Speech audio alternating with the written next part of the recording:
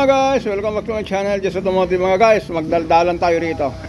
Dito na lang tayo Ito guys, ang issue ko nito, ibinawa natin yung transmission. Hindi ko na naipakita, pero meron na tayo rito, meron na tayo na-upload dito. Yung nagdradrag yung yung segunda sa katersera. Yung primera kasi mga guys, hindi ka nahalata. Pero yung segunda tersera, sabi ng may-ari, kuya, yung yung Lancer ko na binili ko, yung pinagpraktisan ko, nagdradrag na. Okay, sige.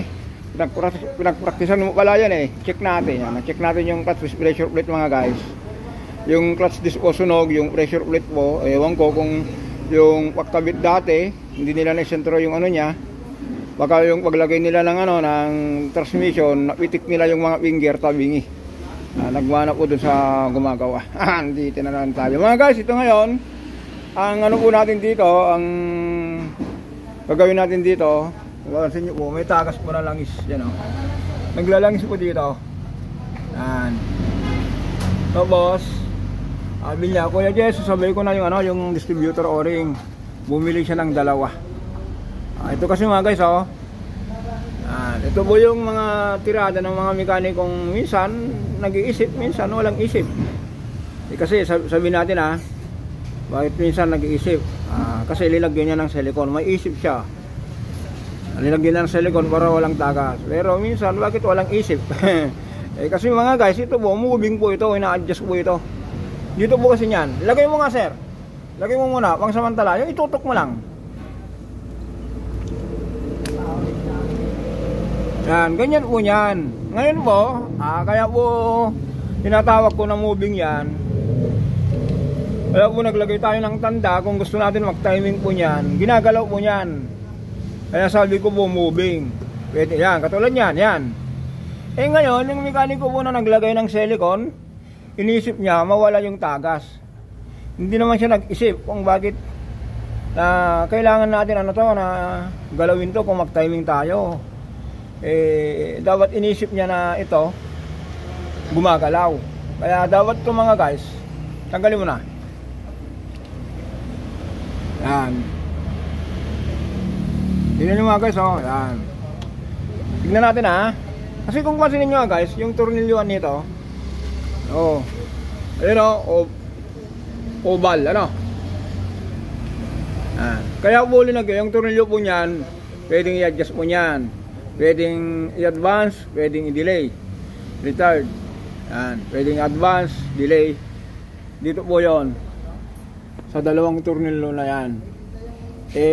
Yun nga po, sabi ko nga po, may mga mekaniko po na may isip na hindi niya pinag-iisipan yung ginagawa niya. Yung inisip niya lang po na mawala yung tagas, yung trabaho nito, hindi niya alam kung paano magtrabaho.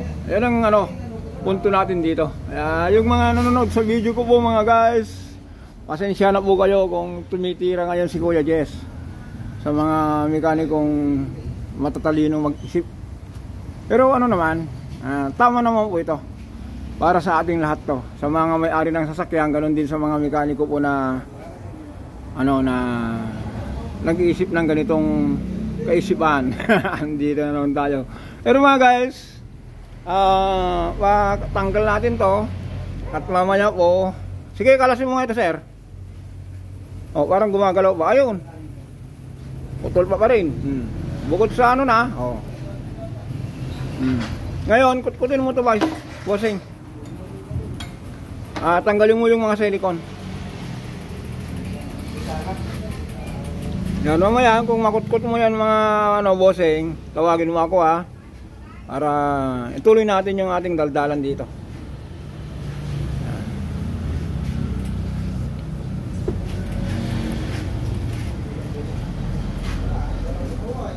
Yan, kasi mga guys, dapat po ito malinis yan. Para kung mag-adjust tayo dito, smooth yung galaw natin.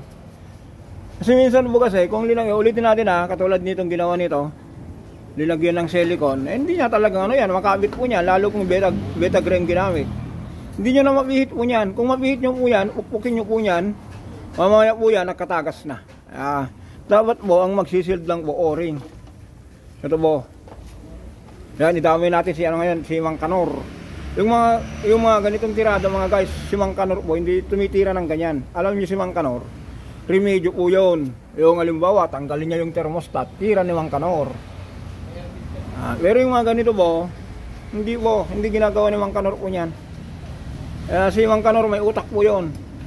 Kaya wag natin, kung may mga nakita natin na tinanggalan ng thermostat, tira ni Mang Kanor po yun. Wag natin sisihin kasi minsan mga guys, bago tumira si Mang Kanor, pinapaalam sa may-ari, sasabihin niya, "Sir, gusto nyo ba tanggalin natin yung thermostat mo para tuloy-tuloy yung lamig?"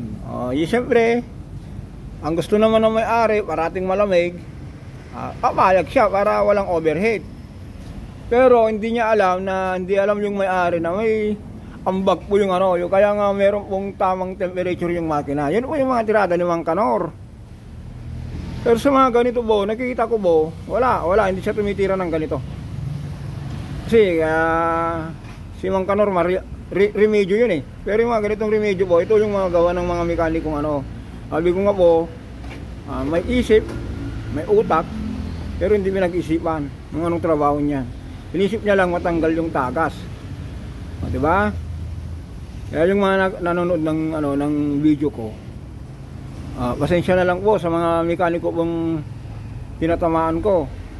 Ako na lang humingi ng pasensya. Intindi nyo na lang po itong pinagsasabi ko kasi maling-mali po ito. Huwag yung lagyan ng silicone, ulitin natin, habang linilinis. Huwag yung lagyan ng silicone yan. Kasi po, ina-adjust po yan, pinipihit, pwedeng i-delay, pwedeng i-advance. Dapat po yan ang nagko-control lang po sa kanya. Ito lang, o-ring lang. At yun yung binili ng may-ari, dalawa ewan natin kung bakit dalawa, baka magpatungin niya. Pero ang gagamitin lang natin dito mga guys, isa lang. Ito lang. Extra lang yung isa. Extra lang itong isa, pang emergency. Baka bumili siya ng ng mura yung pagkabili. Sabi siguro, dalawin mo na nga lang, reserva. Tama po yan.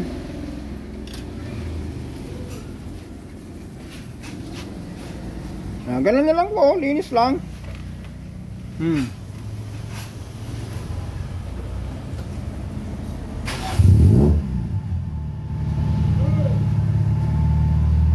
Nagpa-under yung binatol yung ating kotse. Tingnan natin meron tayong ginagawa rito eh. Bayag ka ba sa kambyaw? Bayag ka na sa kambyaw? Bayag nga ako iba eh. Ganito talaga yun? O ganito? Ganyan.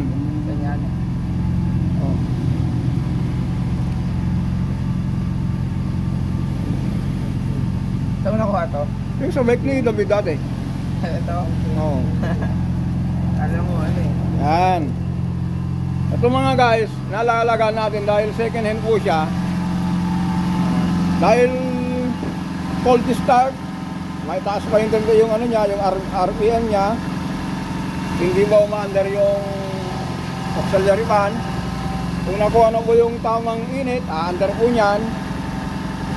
Saka yung idling nyo po pupunta sa 700. Katulad dito mga guys, kung mapansinin nyo po to, hindi ko linagyan ng ng silicone. Kung mapapansin nyo po, may konting silicone po niyan dito sa kasket yan. Pero dito po, kung pinihit nyo po ito, dapat po niyan, walang silicone yung o-ring. Ganun po doon sa alancer na yan. Tatanggalin natin yung silicone na nakasiksik, saka natin lagyan ng o-ring lang.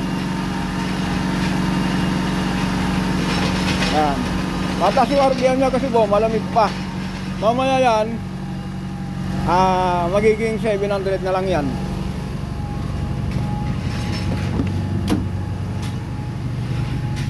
Ayun mataas. Tapos temperature niya po, napakalamig pa. Dun sa niya po, sa original niya po, hindi po umangat. Pero yung digital po, yan yung voltahe niya 14.5, yan. Tumataas ng tumataas. Ito hindi pa. Kasi po itong digital mga guys, electronic po niyan. Mas maano po yung niya, yung reading niya kaysa rito. Mamaya po ito pupunta sa gitna po niyan. Pababa ng pababa po niyan. Yan bumaba na. Nasa 800. Mamaya po niyan, 700 na. Ayan o, 700 na o.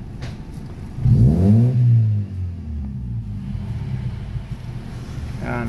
AE90 to, ang tinakbo niya mga guys, 154,604.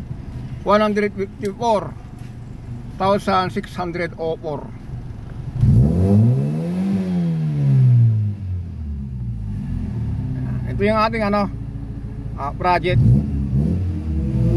Ayan na po siya oh. Bago natin puntahan yung subukan natin patayin mga guys. Wow, ang click ka na. 700 oh, 650 pa nga eh. Pero tingnan natin yung makina, makatahimik. Ang voltage niya po 14.3. Yan ang temperature niya, 62 na.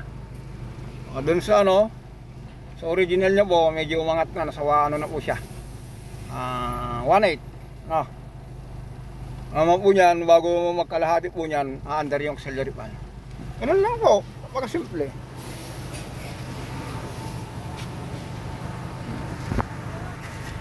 Ito po ayun diba tahimik? RPM nya lang 700 lang. Tapos kung cold start, nakaset sa 1,400. Tapos yung auxiliary fan, hindi ba umaandar? Mamaya po niyan, kung 80 plus na po niyan, saka andar po niyan, abangan natin. O mamaya na lang po yan, dito muna lang tayo sa nalinis na po niyan. Ayan lang, ganito na lang mga guys, huwag ko nang ipakita. Tinilinis lang po niyan. Ayan, malinis na po niyan. Punas-punas. Ayan. Tapos mamaya, ilagay na natin yung yung o-ring. Okay, hanggang dito na lang po tayo. Huwag na natin tapusan dito. Pinaliwanag lang natin kung bakit po dapat huwag maglagay ng silicone. Para may adjust natin yung tamang timing o kaya hindi po maigpit yung pagpihit ng distributor kung ginagamitan ng timing light. Okay mga guys, hanggang dito na lang po tayo. For the next video, RAV4 tayo. Bye bye.